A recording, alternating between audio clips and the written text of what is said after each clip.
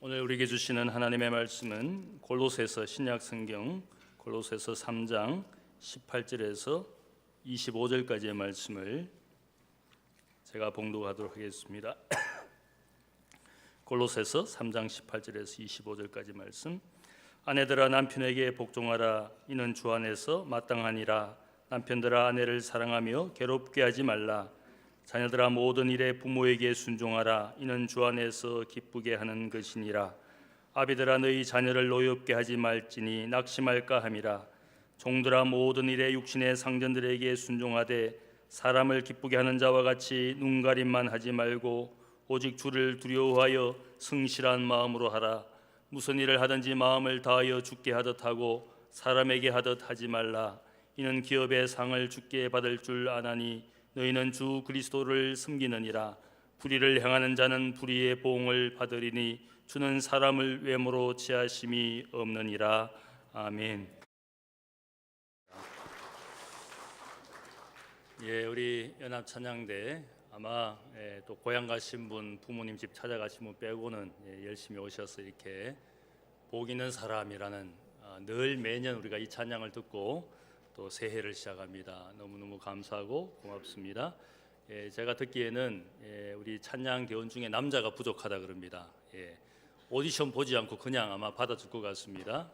우리 새해에 찬양대에 지원하실 분들은 우리 성가대 대장님이나 총무님께 말씀하시면 새해에 함께 섬길 수가 있겠습니다. 2019년 새해가 밝았습니다. 기해년입니다. 돼지띠의 해라 그럽니다. 서로에게 우리 축복하겠습니다. 새해에도 여러분의 가정과 일터에 하나님의 은혜와 사랑이 가득하기를.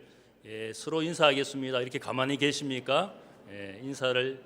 새해 인사를 옆에 분에게 하시고 건강하시고 주님 안에서 강건한 가정과 일터가 되시기를 축복합니다. 원래는 특별한 돼지띠입니다. 황금 돼지띠. 황금 돼지띠가 왜 황금이 붙었냐? 제가 조사를 해보니까 이제 천간에 10개의 거기에는 색깔이 있는데 그 중간에 있는 특별히 기경은 이제 노란색이라 그럽니다. 그래서 노란색과 돼지띠다. 그래서 황금 돼지띠라 그럽니다. 60년 만에 돌아온 황금 돼지띠입니다. 59년생이 환갑을 맞이하셨는데 그분들이 황금 돼지고 이제 원래 태어나면 황금 돼지띠입니다. 황금 돼지띠뿐만 아니라 돼지띠인 분들 그 자리에 일어나십시오. 이분들을 특별히 축복하겠습니다. 35년생, 47년생, 59년생, 71년생, 83년생, 95년생, 2007년생 그리고 2019년생은 아마 오기 힘들겠죠. 자, 위에도 일어나십시오. 이분들이 한 해 동안 우리보다 더욱 건강하고 그리고 주님 안에서 소원하고 간구하는 것들이 이루어지는 한 해가 되도록 이분들을 우리가 환영의 노래지 않습니까? 교회가 부르는 당신은 사랑받기 위해 이분들을 축복하겠습니다.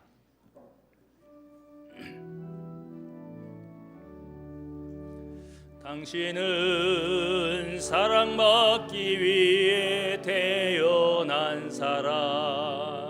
당신의 삶 속에서 그 사랑받고 있지요. 당신은 사랑받기 위해 태어난 사람. 당신의 삶 속에서 그 사랑받고 있지요. 축복합니다. 박수하고 있습니다. 우리 돼지띠 제가 조사를 해보니까 연예인 중에는 나훈아, 송창식, 그리고 이무송, 이성미, 박상원, 유희열, 제가 또 특별히 좋아하는 BTS의 휘가 95년생이고 우리 아들도 돼지띠고 그렇게 특별히 여러분들이 아마 재능이 있고 또 열심을 내는 분들이 주로 돼지띠인 것 같습니다. 여러분들의 인생에 또 여러분의 가정에 여러분의 학업에 하나님의 크신 은총과 복이 함께 하시기를 축복합니다. 작년에 있었던 일, 여러분들 아마 그 일 중에는 기쁜 일도 있지만 슬픈 일, 그리고 좋았던 일도 있고 어렵고 힘들었던 일도 있을 겁니다. 그러나 이제는 과거의 일이 되었습니다. 성경은 우리가 뒤를 보는 것을 별로 원하지 않습니다. 출애굽한 이스라엘 백성들은 출애굽에서 광야 땅에 사는 가운데 어려운 일을 만날 때마다 차라리 애굽 땅에 있으면 좋았을 걸, 그렇게 과거를 바라보고 혹은 뒤를 돌아보는 그런 불평과 원망을 했습니다. 그러나 그 과거는 풍족했을지는 모르지만, 먹을만 했을지는 모르겠지만 종된 땅이었고 나그네가 된 땅이었습니다. 하나님의 은혜로 출애굽해서 약속의 땅을 바라보며 나아가는 것을 하나님이 원했습니다. 우리가 아는 대로 롯의 아내는 하나님의 은혜로 그 가정들이 다 소돔 땅을 탈출했지만 그 소돔 땅을 그리워했습니다. 아마 두고 온 집을 생각했을 것이고 그 땅에서 누렸던 과거의 그 세상의 기쁨에 대한 미련이 있었기 때문에 아마 뒤를 돌아보았던 것 같습니다. 뒤를 돌아보았던 그녀에게 불행이 있었습니다. 하나님은 결코 우리가 하나님의 은혜로 나왔던 그 과거의 땅, 죄의 땅을 뒤돌아보는 삶을 원치 않습니다. 그 과거가 결코 행복이지 않기 때문에 하나님께서 우리를 나오게 하신 겁니다. 앞으로 가게 하신 것이었습니다. 믿음의 삶에 대해서도 히브리서 기자는 우리에게 이야기합니다. 믿음이 없이는 하나님을 기쁘시게 하지 못하나니 하나님께 나아가는 자는 반드시 그가 계신 것과 그가 자기를 찾는 자들에게 상 주시는 하나님이심을 믿어야 할지니라.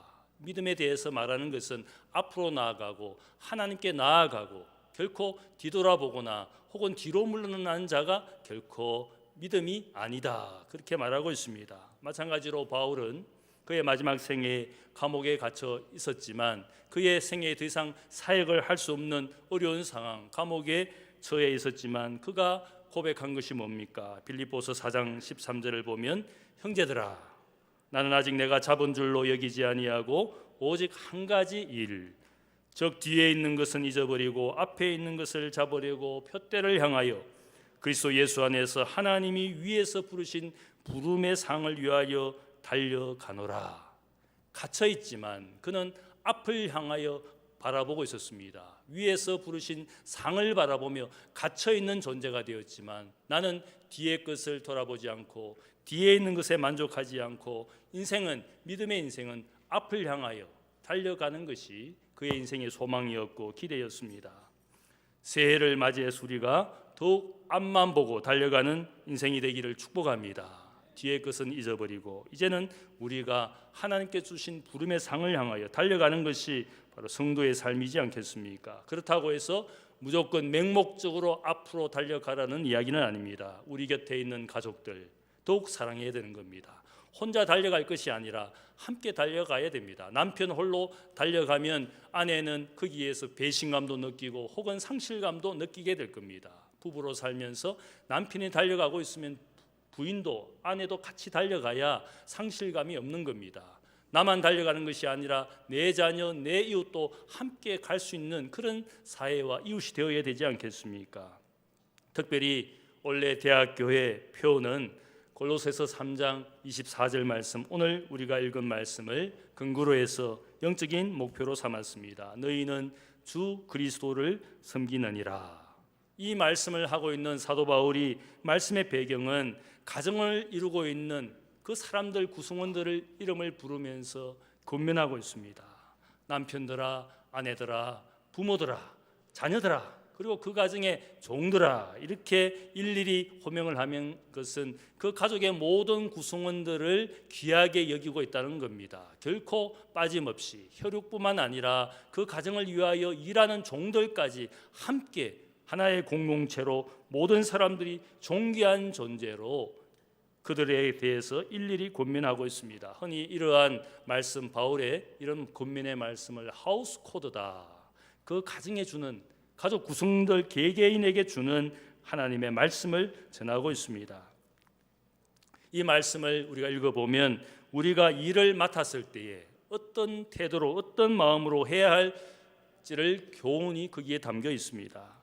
어떤 분들은 말합니다. 우리가 인생에 하는 일들은 저주받은 일이다. 아담이 하나님 앞에 불순종했을 때 하나님이 너는 평생도록 땀 흘려 수고할 때에 너의 양식을 먹을 것이다. 그래서 일하고 수고하는 노동이 저주다. 이렇게 말하는 분들이 있습니다. 저는 그렇게 생각하지 않습니다. 왜냐하면 우리에게 주신 이 일, 노동은 사실은 가치 있는 겁니다. 주님께서도 안식일에 일하시는 주님을 보면서 주님을 비방했을 때 주님이 하신 말씀이 있습니다.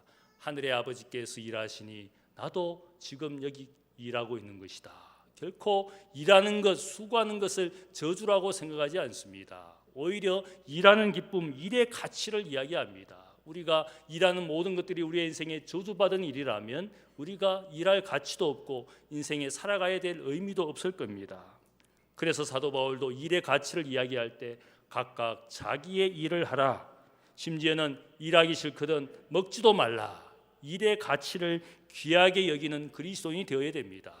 교회 일도 귀한 것이지만 또한 세상의 일도 우리가 하나님 앞에 일이라는 직업이라는 소명을 가지고 부르심을 받았습니다. 개신교의 전통은 가톨릭 성직자들만 귀한 소명을 가지고 거룩한 소명을 가진 것이 아니라 우리 개신교의 전통은 무엇입니까? 모든 평신도가 세상에서 하는 일이나 직업에 하나님의 부르심이 있으니까 그 직업에 성실하게 신실하게 일하는 것이 바로 하나님의 사람으로 일을 통하여 우리가 해내어야 될 중요한 정신, 가치를 말하고 있습니다. 오늘 읽은 말씀을 통해서 세 가지 교훈을 생각해 봅니다. 첫 번째는 우리는 성실한 마음으로 일을 해야 됩니다. 여기에 보면 특별히 종에 대해서 언급을 합니다. 물론 당시의 로마 사회는 그 종이 노예였습니다. 바울이 노예 문제를 직접적으로 언급하지는 않지만 여기에 종이 주인들에게 어떻게 일해야 될지를 가르쳐 줍니다. 20절 말씀을 보면 자녀들은 부모에게 순종하라. 그 순종이라는 말을 종이 상전에게도 순종하라. 순종하라. 어떤 분들은 순종이라는 말에 아마 피부가 마음이 별로 불편한 분이 있을 겁니다. 순종이라는 것 요즘에는 맞지 않는 미덕이다. 아마 그렇게 항변할지 모르겠습니다. 그러나 불순종의 시대에 오히려 교회는 순종을 가르치는 것이 필요하다고 생각을 합니다. 어떤 시대에는 악에 대응하는 선한 불순종, 그것을 우리가 미덕으로 생각할 수는 있습니다. 그러나 오늘 우리 시대는 어떻습니까? 오히려 선에 대항하는, 선에 적대하는 악한 불순종이 우리 사회를 지배하고 있습니다. 부모를 거역하고 성생을 거역하고 혹은 권위와 질서에 거역하는 수많은 무질서와 혼란이 우리 사회를 지배하고 있는지 모르겠습니다. 그런 점에서 저는 오히려 순종을 가르쳐야 된다. 악한 불순종으로부터 우리는 선한 순종에 대해서 가르쳐야 할 사명이 있습니다. 질서가 무너지기 시작했을 때 우리 사회는 미래가 없습니다. 순종이라는 그 헬라어는 후파쿠오라는 말입니다. 후포, 아쿠오, 밑에서 듣는다, 그런 뜻을 가지고 있습니다. 순종의 의미는 누군가에게 내가 순종하는, 아래에서 듣는 그것을 우리가 순종이라고 말합니다. 반대로 불순종이라는 말은 파라쿠오라는 말을 씁니다. 그 말은 옆에서 듣는다. 옆에서 듣는다는 것은 너와 나는 언제나 대등하다. 네가 잘났으면 나도 잘났다. 네가 뭔데? 아마 이런 마음들이 우리 사회를 지배하고 있지 않습니까? 똑같이 평등해야 되고 똑같이 대등해야 되고 그런 가치와 이념이 우리 사회에 지금 많은 곳에서 오히려 많은 부작용을 일으키고 있습니다.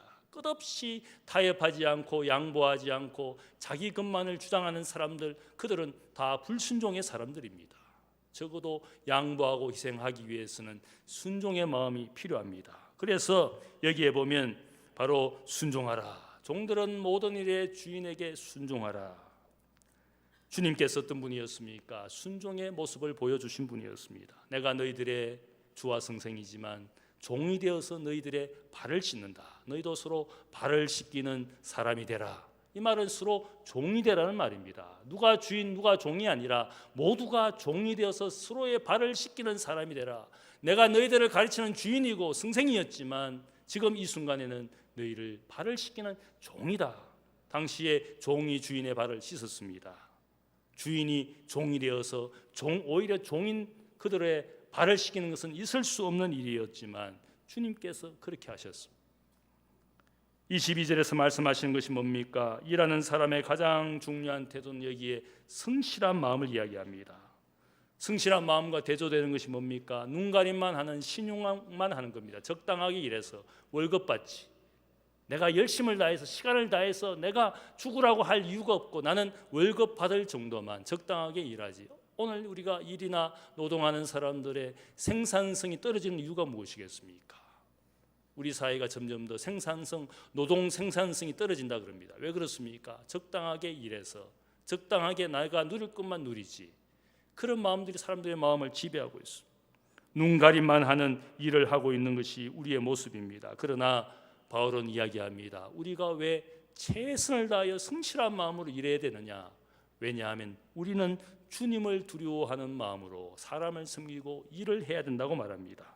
왜냐하면 하나님 앞에 사는 우리의 인생은 결코 속일 수 없는 거니까. 우리의 마음과 우리의 인생을 다 보고 계시는 주님이시니까 그분 앞에 그분을 두려워하고 경외하는 마음으로 일을 하라고 권면합니다. 무슨 일을 하든지 마음을 다하여 주께 하듯 하고 사람에게 하지 마라. 여기에 마음을 다하여라는 말은 헬라어로 보면 후시케, 사이키라는 말입니다. 사이키라는 말은 성경에서 번역할 때 목숨을 다하여 그런 버스로 번역합니다. 하나님을 사랑하되 마음과 힘과 뜻을 다하여. 주님께서 거기에다가 하나를 더 붙이셨습니다. 너희 마음을 다하여 너의 목숨을 다하여 너의 생명을 바쳐서 하나님을 사랑하라. 마음을 다하여 주님을 섬기는 것처럼 사람을 섬기라. 너의 생명을 다하여 영혼을 섬기고 사람을 섬기라. 주님을 섬기는 것처럼. 여러분이 주님을 위하여 생명을 드릴 준비가 되어 있지 않습니까? 우리를 위하여 생명을 구원해 주신, 우리는 생명 목숨에 빚진 자니까 내 목숨 주님의 것이니까 주님을 위해서는 여러분의 생명을 바칠 마음이 있지 않습니까? 그런 마음으로 사람을 섬기라고. 이것은 우리에게 일에 열정과 열심을 주는 그런 태도로 할 수 있습니다. 두 번째로 우리가 일을 할 때 목적을 가지고 일할 것을 말합니다. 왜냐하면 바울은 말하기를 우리가 사람의 기쁨이나 영광을 구하는 것이 아니라 우리는 하나님이 주실 상을 바라보며 사는 인생이라고. 24절 말씀을 보면 이는 기업의 상을 주께 받을 줄 아나니 너희는 주 그리스도를 섬기느니라. 우리가 일을 열심히 해야 될 가치가 무엇입니까? 물론 세상 사람들은 성공하고 출세하기 위해서 일합니다. 그러나 우리는 그것 이상으로 일에 대한 목적이 있습니다. 그것은 기업의 상. 그 말씀이 의미하는 것은 기업이라는 그 의미는 유업이라는 뜻입니다. 유산이라는 뜻입니다. 내가 더욱 큰 것을 바라보고 일한 대가나 보수, 여러분들이 열심히 일해서 매일 일당을 받을 수 있습니다. 안정된 월급을 받을 수도 있습니다. 더 여러분이 지위를 차지해서 고액 연봉을 받을 수 있습니다. 그것 이상으로 우리가 바라보는 일의 목적이 있는데 우리는 유산을 받기 위해서, 유업을 받기 위해서, 영원한 유업을 받기 위해서 일하는 겁니다. 그래서 여러분들이 가진 일의 가치, 일의 목적이 뭐냐? 나는 종처럼 일하지만 진짜 종이 아닙니다. 내가 받게 될 그 상은 종이 받는 대가나 일당이 아니라 우리가 받는 것은 하나님의 자녀로서 자녀가 되면 상속자가 되는 것이고 하나님이 가지신 모든 것이 우리의 유업이 되는 그것이 우리가 일하는 목적입니다. 나는 돈 받기 위해서, 월급 받기 위해서 일하는 것이 아니라 내가 당신을 주님을 섬기는 것처럼 섬겨서 나는 종처럼 사랑의 종이 되어서 섬기는 것이지만 나의 궁극적인 일하는 목적은 하나님이 주신 유업의 상, 상속자가 되기 위해서 그런 마음을 가지고 우리가 일을 해야 된다는 겁니다. 17세기에 평신도 형제였던 로렌스라는 분이 있습니다. 이분은 원래는 수도원 주방에서 일하는 요리사였습니다. 그는 수도원의 수사가 될 수 있는 그런 교육을 받지 못한 분입니다.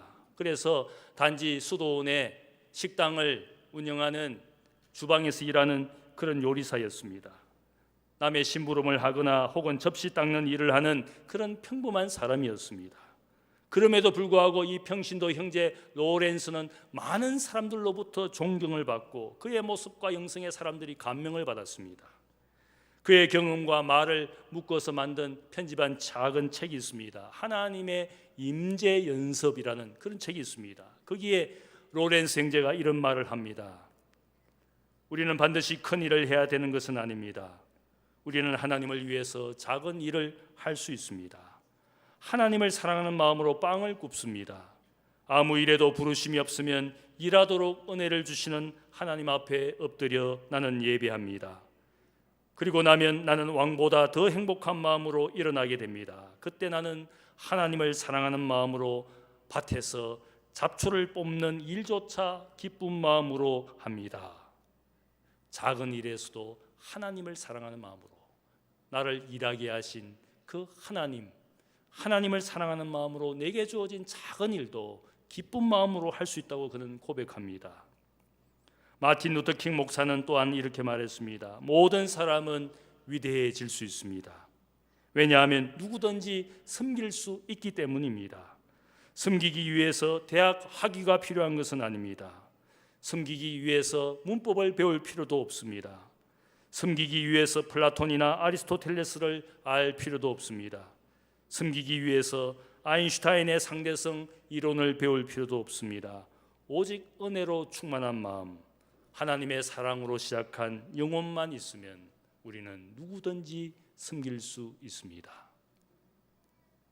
섬기는 사람이 위대하다고 주님이 말씀해 주시지 않습니까? 말째가 되어서 남을 섬기면 오히려 첫째가 될 것이다. 섬기는 사람이 위대한 사람이고, 섬기는 인자 예수가 세상을 구원하신 구세주가 되었습니다. 섬기기 위해서는 세상의 어떤 조건도 환경도 필요하지 않습니다. 섬길 수 있는 일은 하나님의 은혜와 사랑을 알면 누구든지 섬길 수가 있습니다. 여러분 모두가 섬기는 위대한 사람이 될 수 있는 줄로 믿습니다. 한 해 동안 열심히 섬겨서 여러분들이 하나님 앞에 인정받는 믿음의 사람, 위대한 사람 되시기를 축복합니다. 세 번째로, 우리는 주님이 쓰시도록 우리는 섬겨야 됩니다. 주님을 섬긴다는 것을 다르게 말하면 주님이 쓰시도록 나를 준비하는 것을 말합니다. 여러분의 집안에 가면 많은 그릇 같은 종류가 있지 않습니까? 쓰레기통도 있을 수 있고 사기 접시도 있을 수 있고 혹은 금으로 만든, 은으로 만든 그릇도 있습니다. 그런데 그 그릇 중에 진짜 사용할 수 있는 그릇은 무엇입니까? 장식품으로 세워놓은 혹은 전시용으로 세워놓은 그런 용기는 별로 진짜 주인이 쓰고 싶을 때는 그것은 쓰지 못합니다. 너무 비싼 그릇이고 금으로, 은으로, 값비싼 보석으로 만들어졌기에 결코 주인이 함부로 그 그릇을 사용하지 못합니다. 그 그릇들은 그냥 손님들에게 혹은 자신의 취미생활로 그냥 장식품으로 사용할 뿐입니다. 진짜 사용하기 좋은 그릇은 무엇입니까? 그냥 아무데나 언제나 막 쓸 수 있는 그릇. 어쩌면 우리 집안에서 그런 그릇들의 주인이 많이 쓰는 그릇이지 않습니까? 교회 생활하면서도 장식품처럼 왔다 가는 분이 있습니다. 교인이고 그리스도인이지만 장식용이고 전시용처럼 신앙생활하는 분이 있습니다. 절대로 일하지 않습니다. 절대로 봉사하지 않습니다. 너무나 고귀한 존재이니까 나를 함부로 굴릴 수가 없습니다. 하나님 앞에 내가 고귀한 존재라고 생각하지만 그러나 막상 하나님이, 주님이 쓸 수 없는 존재들입니다. 또한 우리의 그릇 중에는 자신의 것을 너무 많이 담아 놓아서 막상 주인이 자기의 것을 담고 싶지만 너무나 그릇 자신들이 담아 놓은 것들이 너무 많기 때문에 주인이 자기의 것을 담을 수 없는 그릇들도 많습니다. 주인이 어떤 그릇을 원하겠습니까? 빈 그릇을 원합니다. 주인이 자신의 것을 담을 수 있는 빈 그릇을 원하지만 많은 그릇들은 스스로 자기의 것만 열심히 담아서 주인이 막상 주인의 것을 담고자 하지만 담을 수가 없습니다. 누가 주인이 쓸 수 있는 그릇입니까?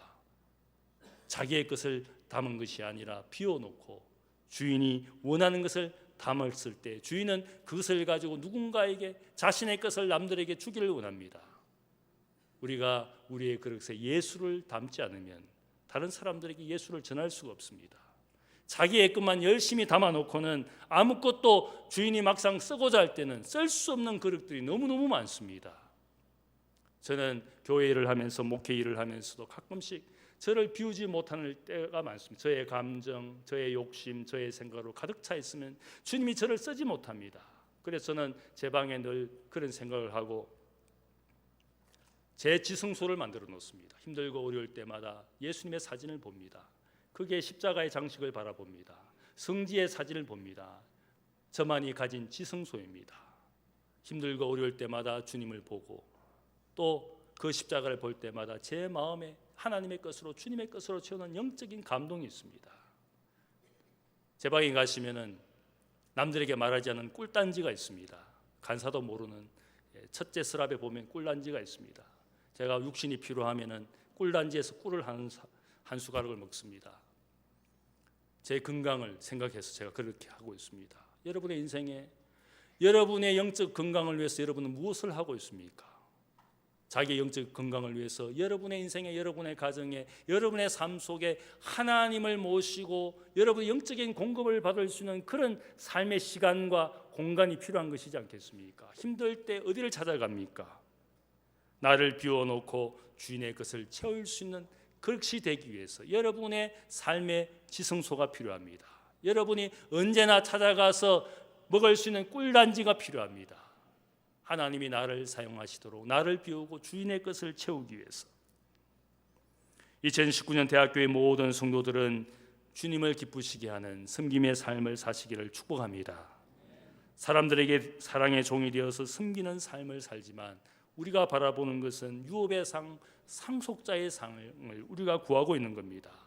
주님을 어떻게 바르게 섬길 수가 있습니까? 나를 비울 때 주님의 것을 담아서 주님의 것을 나누어 주는 것이, 그것이 주님 섬기는 모양입니다.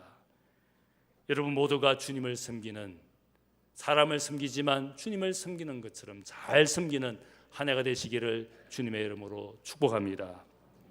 기도하겠습니다. 사랑의 아버지 하나님, 감사합니다.